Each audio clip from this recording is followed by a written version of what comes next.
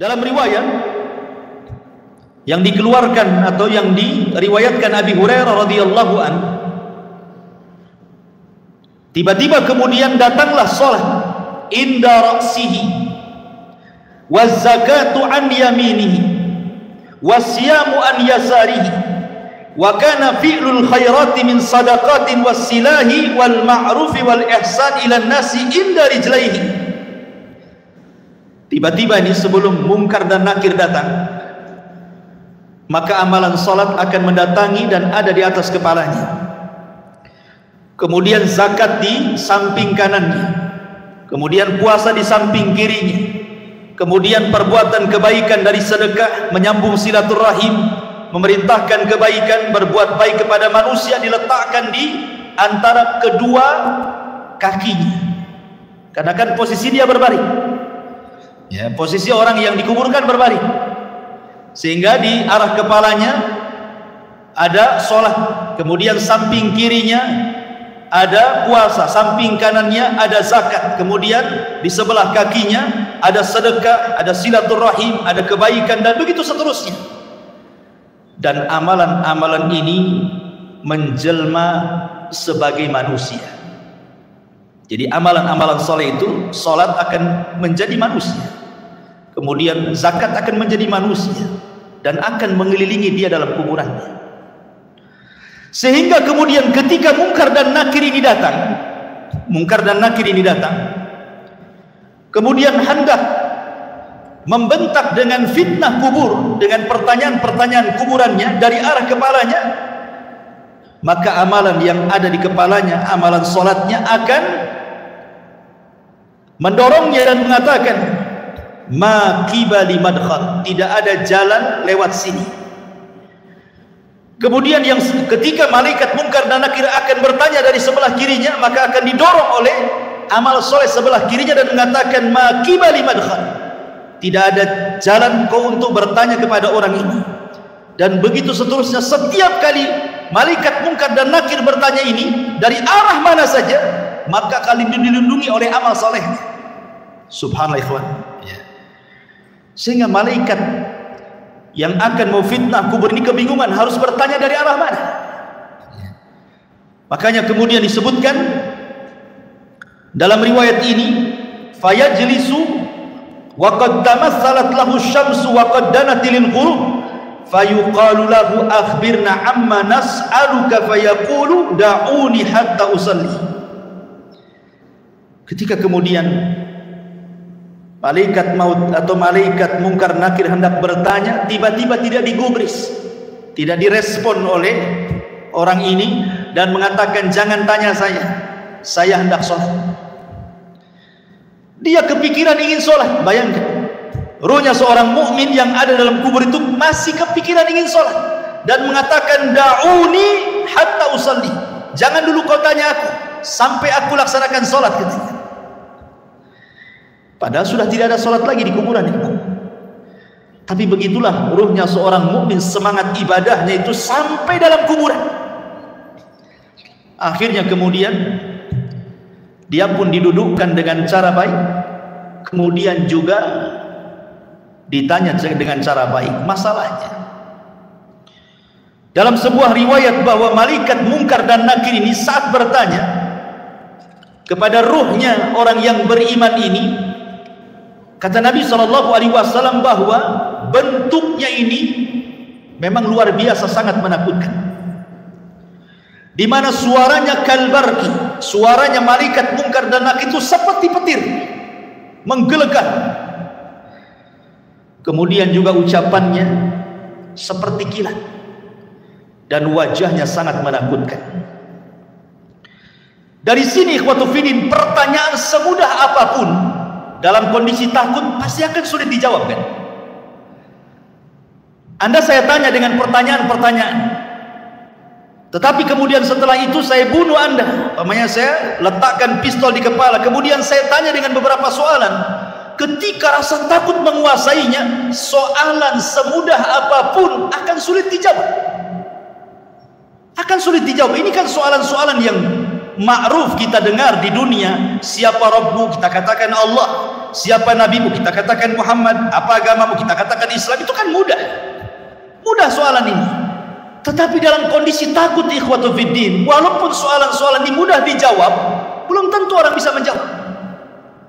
Karena memang suara malaikat ini yang bertanya kepada orang ini luar biasa. Suaranya seperti kilat menggelegar, wajahnya menakutkan. Disinilah Allah subhanahu wa ta'ala berikan hidayah kepada ruhnya seorang mukmin, kepada hamba seorang mukmin. Dan Allah katakan yutsabbitullahu alladhina amanu bil qauli tsabit.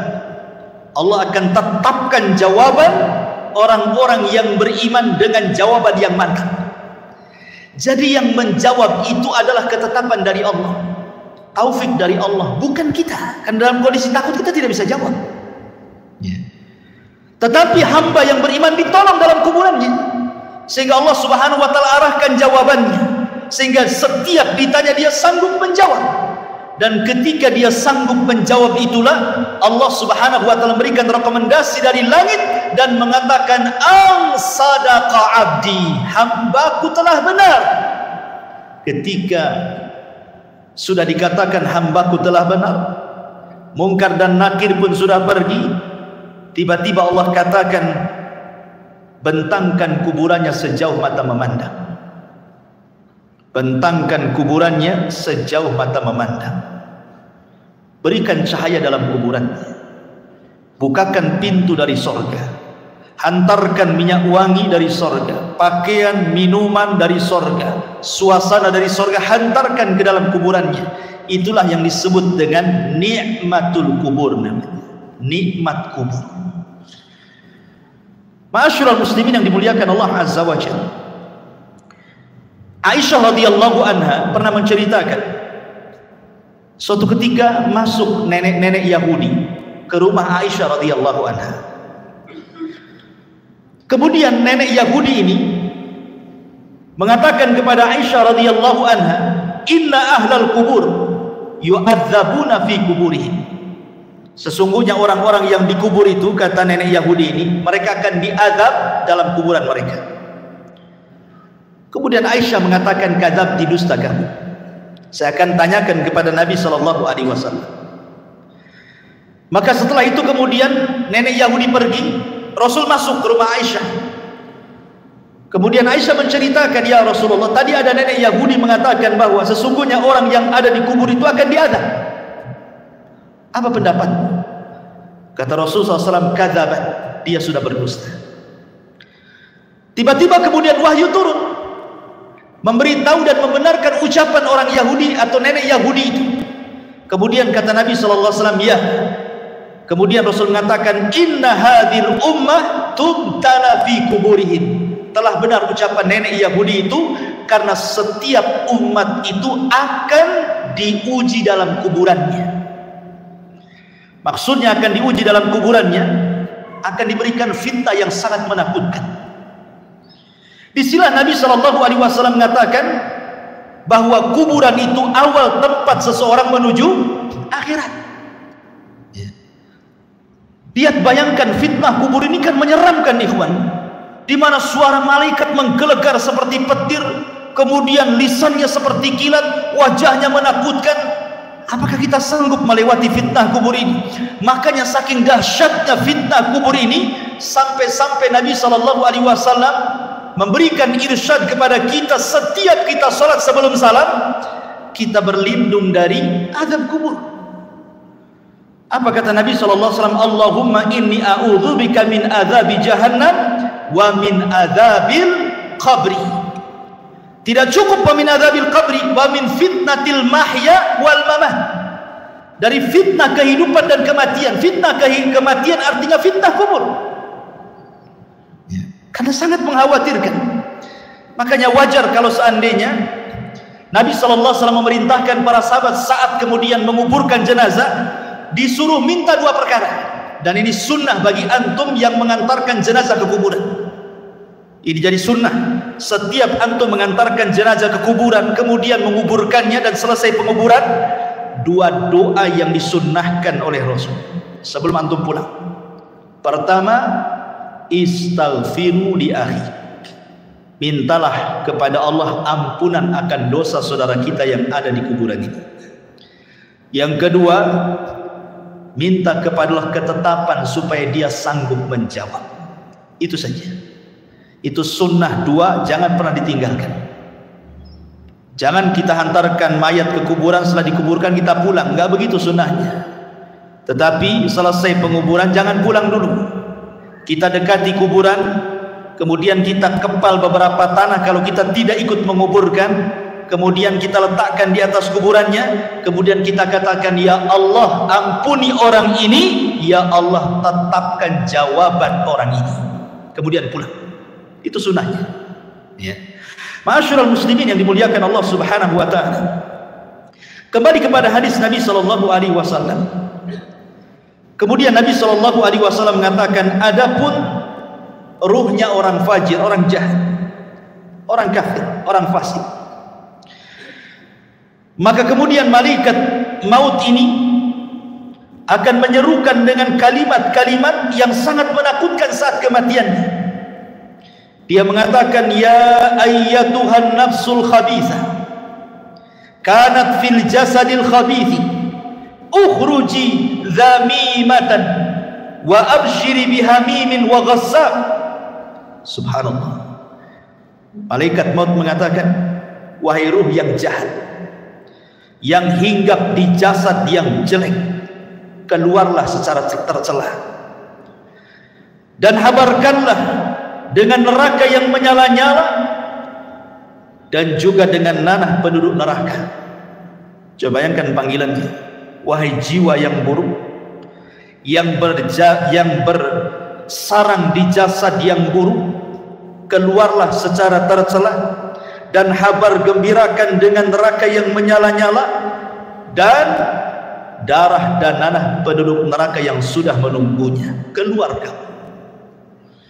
Ini panggilan menyeramkan, ikhwan. Makanya kenapa kemudian ruhnya orang-orang yang tidak beriman itu tidak mau keluar, sehingga terkadang nazak berhari-hari, berminggu-minggu, berbulan-bulan tidak mau keluar nih. Dia tersiksa itu dengan ruh yang ada dalam badannya, sampai-sampai Nabi SAW ke pisau yang berbentuk bengkok, mungkin bahasa kitanya seperti cerulit, ya. Ada pisau berbentuk bengkok seperti ini, kemudian dihadapkan dengan kambing wol, dihadapkan dengan kambing wol yang belum dicukur itu. Lihat kambing wol itu kan banyak tuh rambutnya kalau belum dicukur itu, ya. Kemudian pisaunya dimasukkan, otomatis ketika pisau dimasukkan ke dalam kambing wol itu, otomatis akan terkait-kait dengan bulu-bulunya. Setelah terkait-kait dengan bulu kambing wol itu, kemudian disiram. Anda bisa bayangkan, akhirnya kemudian makin lengket dengan pisau itu. Kemudian setelah lengket dengan pisau, kemudian kata Nabi SAW, pisau itu kemudian ditarik dengan cara paksa. Kira-kira apa yang terjadi? Akan merontokkan setiap bulu-bulu kambing wol itu. Maknanya ketika ruhnya orang fasik, orang fajir, orang kafir dicabut itu, maka akan merontokkan seluruh persendiannya, seluruh tulang-tulangnya, dan dia akan menjerit. Tidak ada yang tahu rasa sakitnya kecuali Allah, dan jeritannya tidak ada yang mendengar kecuali binatang. Manusia tidak dengar, tetapi para binatang tahu. Dan tidak ada yang bisa merasakan rasa sakit seperti itu kecuali Allah yang tahu rasa sakitnya. Jangan lagi orang fasik, ikhwan, orang yang beriman saja. Kata Nabi SAW, wa inna fil al-mauti la saqarat. Dalam kematian itu kan ada keperitan, ada rasa sakit. Setiap orang pasti merasakannya. Nabi saja merasakannya. Tetapi rasa sakit yang diderita seorang mukmin saat kematian itu adalah, boleh jadi itu akhir penggugur dosa dia. Tapi rasa sakit yang diderita orang fajir, orang fasik, orang kafir, boleh jadi itu awal azab saat kematiannya. Ma'asyiral muslimin yang dimuliakan Allah Azza wa Jalla. Kemudian setelah itu ruh itu keluar, apa yang terjadi? Kata Nabi SAW, maka dia sudah disediakan kain kafan dari neraka. Kain kafan dari neraka itu. Artinya ini bukan kain kafan biasa, kain kafan yang penuh dengan api, dengan bau busuk penduduk neraka yang melambung ke langit. Ketika para malaikat itu mencium baunya, semua membencinya, semua mengutuk dan melaknatnya. Ini ruhnya siapa? Bau sekali. Tidak ada yang memuji ruh ini. Sehingga ketika betul-betul Rusulul Maut ini mengangkat ruh itu dalam kain kafan di neraka sampai membumbung ke langit, apa yang terjadi? Tidak ada satupun pintu langit yang mau dibuka. Lihat bahasa Al-Quran. Allah Subhanahu wa ta'ala mengatakan dalam surah Al-A'raf ayat 40, la tufattahu lahum abwabus sama wa la yadkhuluna al-jannah hatta yalijal jamalu fi sammil khiyam. Pintu-pintu langit tidak ada yang dibuka, satu pun. Bahkan mereka tidak akan masuk ke dalam surga sampai ada cerita unta masuk ke lubang jarum. Bagaimana mungkin unta yang sangat besar masuk ke lubang jarum? Lubang jarum itu kecil, unta itu besar. Artinya bahwa selubang jarum pun pintu langit itu tidak akan dibuka, dan dia tidak akan menembus walaupun hanya langit pertama.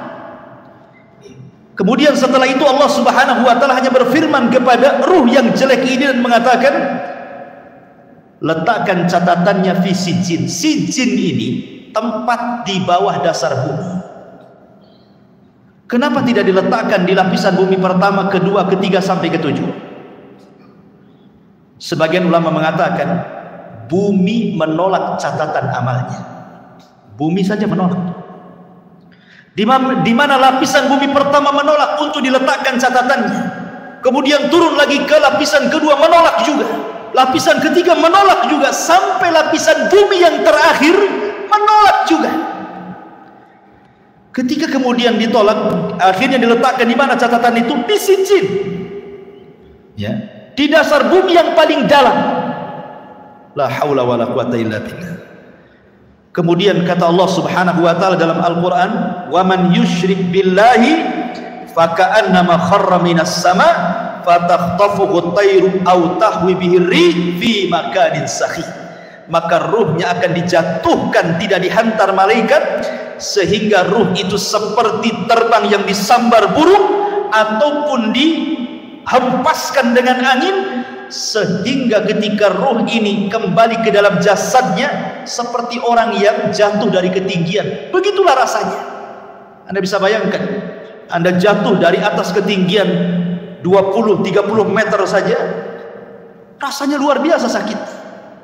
Itulah yang akan dirasakan oleh ruhnya orang jahat ketika dilempar dari langit kemudian menyatu lagi dengan jasadnya. Apa yang terjadi ketika itu? Kalau dia memang amalan solehnya mungkin kurang, dia sholat tapi mungkin jarang-jarang, atau mungkin sholatnya asal-asalan, datang itu amalan-amalan sholat dia, atau mungkin amalan-amalan yang lainnya, tetapi sosoknya menjadi orang lemah, tidak bisa kemudian menolak malaikat mungkar dan nakir yang akan menghajar dengan pertanyaannya. Tidak sanggup menolak. Lain kalau dia seorang yang beriman, maka amal solehnya akan menolak dia, ya, sehingga akan sulit kemudian mungkar dan nakir mendekatinya. Tetapi kalau dia amal solehnya mungkin ringan saja, dia sholat kadang tidak, dia akan datang amal-amal yang lainnya, tetapi tidak bisa melindunginya, sehingga dengan mudah mungkar dan nakir itu dalam kondisi sudul wujuh, kata Rasul, sangat buruk sekali wajahnya, hitam kelam, kemudian membentak dengan suara petir, dengan suara kilat, menakutkan, sehingga ketika ditanya man rabbuk, siapa Rabbmu, wa man nabiyuk, siapa nabimu, wa ma dinuk, apa agamamu, pertanyaan ini ringan, tapi karena ketakutan yang bersangatan, dia pun tidak bisa menjawab dan mengatakan, wallahi la adri aqulu kama qala an-nas wa fa'altu kama fa'ala an-nas. Aku tidak tahu. Aku mendengar, ya pernah mendengar apa yang diucapkan manusia seperti itu. Dia tidak bisa menjawab, ya. Ketika dia tidak bisa menjawab berkali-kali, apa yang terjadi? Maka Allah Subhanahu wa taala akan mengirim penyeru dari langit dan mengatakan, "An kadzaba 'abdi, hambaku telah berdusta." Subhanallah. Disebutkan dalam riwayat, "Summa yuqayyadu lahu a'ma, asam, akma, abka." Didatangkan kepadanya orang yang buta, orang yang tuli, orang yang bisu, wa fiyadihi mirzabatun, di tangannya ada gada yang sangat besar, lau dzuriba biha jabalun lakana turaba, kalau palu itu dipukulkan di bukit atau gunung itu hancur jadi tanah. Dan itu dipukulkan setiap kali dia tidak bisa menjawab. Tidak bisa menjawab, dipukul. Tidak bisa menjawab, dipukul. Yang kalau dipukulkan, lau dzuriba biha jabalun, kata Rasul, kalau pukulan itu diletakkan di gunung batu, lakana turaba, gunung itu akan menjadi turab, tanah, hancur berantakan. Bagaimana kalau dipukulkan kepada manusia? Mengerikan, ikhwatul fiddin yang dimuliakan Allah Azza wa Jalla. Maka ketika itu kemudian Allah Subhanahu wa taala katakan, sempitkan kuburannya sesempit-sempitnya. Kemudian bukakan pintu neraka kepadanya. Hantarkan hembusan-hembusan panah dari neraka ke dalam kuburannya. Kemudian dia pun mendapatkan azab kubur yang nanti saya akan jelaskan seperti apa azabnya. Tapi kita kembali kepada pembahasan awal, ruhnya seorang mukmin. Ma'asyiral muslimin yang dimuliakan Allah Azza wa Jalla, ketika ruhnya seorang mukmin sudah selesai dari fitnah kubur, maka Nabi SAW menjelaskan, fayuqalu lahu umdhur ila maq'adika minan nar. Tiba-tiba ketika dia sedang duduk selesai dari fitnah kubur, tiba-tiba dibentangkan di sebelah kirinya gambaran neraka yang sedang menyala-nyala, diperlihatkan neraka. Kemudian dikatakan, umdhur, lihatlah, ila maq'adika minan nar, tempatmu di neraka itu. Kemudian qad abdalakallahu bihi maq'adan minal jannah, tapi tenang, tempatmu bukan di sana. Kemudian sebelah kanannya digambarkan gambaran sorga dan dikatakan tempatmu di sini. Dalam riwayat, maka kemudian malaikat ini mengatakan, lihatlah tempat dudukmu di neraka, in asaita, kalau engkau bermaksiat, itulah tempat dudukmu. Tapi karena engkau yang beriman, maka tempat dudukmu bukan di sana. Kemudian tempat dudukmu di sini. Ketika dia melihat bagaimana sorga dengan gambaran keindahannya diperlihatkan itu dalam kuburan itu, apa yang terjadi? Maka dia langsung berteriak dan mengatakan, ya Rabb, aqimissaah, ya Rabb, tegakkan kiamat, supaya aku bisa kembali ke istana dan keluarga. Tetapi Allah Subhanahu wa taala mengatakan, belum, kiamat masih panjang. Dalam riwayat yang lain, nim naumatal arush, sebaiknya kau tidur seperti tidurnya pengantin baru. Sehingga ketika dia terbangun, seolah-olah dia tidur zuhur dan bangun asar, kiamat sudah dibangkitkan. Artinya kehidupan kuburan tidak akan terasa walaupun zaman berlalu. Anggaplah mungkin zaman dulu, zaman Nuh, orang-orang yang beriman itu meninggal dunia, sampai hari ini kan kiamat belum dikiamat-kiamatkan. Bagaimana kehidupan mereka? Rupanya mereka ditidurkan oleh Allah di atas kenikmatan yang disebut dengan nikmat kubur, karena ruh mereka diberikan nikmat oleh Allah. Nanti ada pembahasan kemana ruhnya orang yang beriman dalam kuburan ini. Tapi jasadnya dikuburkan, ya. Mereka tidak akan merasakan, sehingga ketika kiamat dibangkitkan baru dia tertidur, terbangun dari tidurnya seolah-olah hanya setengah hari saja, mulai zuhur sampai asar dia tidur, kemudian dia terbangun. Rupanya Israfil sudah menyiapkan sangkakalanya untuk meniup sangkakala pertama kiamat, kehancuran alam semesta pertama dibangkitkan. Ma'asyiral muslimin yang dimuliakan Allah Subhanahu wa taala, Kemudian setelah kemudian orang yang beriman mendapatkan nikmat kubur dan orang-orang fajir dan fasik mendapatkan azab kubur, di sana ada peristiwa yang tidak mungkin orang lepas. Apakah dia mukmin, apakah dia kafir, apakah dia fasik, apakah dia fajir, apakah dia sahabat Nabi ataukah bukan sahabat Nabi, ada peristiwa yang tidak bisa lepas dari manusia. Apa itu? Himpitan kuburan.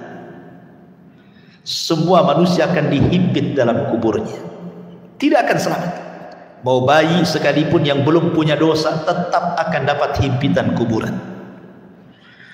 Bahkan sahabat Nabi sekelas Sa'ad ibn Mu'adz yang satu kabilah Aus masuk Islam karena dia. Kemudian saat kematiannya 70.000 malaikat tidak pernah turun dari langit, turun pula ke bumi untuk ikut memandikan jenazahnya. Tapi Rasul mengatakan kalau ada orang yang selamat dari himpitan kubur, Sa'adlah orangnya. Tapi Sa'ad pun tidak selamat. Bayangkan, himpitan kubur tidak akan menyelamatkan siapa, mau sahabat Nabi atau bukan sahabat Nabi, mau orang yang beriman atau orang kafir, semua akan merasakan himpitan kuburan ini. Tapi sebagian para ulama membahas, tentu akan ada perbedaan himpitan bagi orang yang beriman dengan himpitan bagi orang kafir atau fasik. Sebagian ulama mengatakan adapun himpitan bagi orang yang beriman itu seperti ibu memeluk anaknya. Rasa kasih sayang seorang ibu kepada anaknya, seperti itulah bumi ketika menghimpit, laksana seorang ibu memeluk anaknya. Karena kita ini dari tanah dan akan kembali kepada tanah, jadi tanah itu seperti ibu bagi kita. Sehingga ketika himpitan tanah itu menghimpit setiap jasad orang yang beriman, maka tidak akan merasakan rasa sakit sedikit pun, karena itu bentuk sayang seorang ibu kepada anak. Tetapi kalau yang dihimpit itu orang kafir, orang fasik, orang fajir, orang jahat, maka dia akan merasakan sakit yang luar biasa. Dia akan menjerit-jerit, semua tidak ada yang mendengar kecuali binatang jeritannya, karena akan mematahkan semua tulang, persendian dan begitu seterusnya. Ma'asyiral muslimin yang dimuliakan Allah Azza wa Jalla, inilah sekilas gambaran ruhnya orang mukmin, fasik, fajir, fasik, munafik dan begitu seterusnya saat kematian.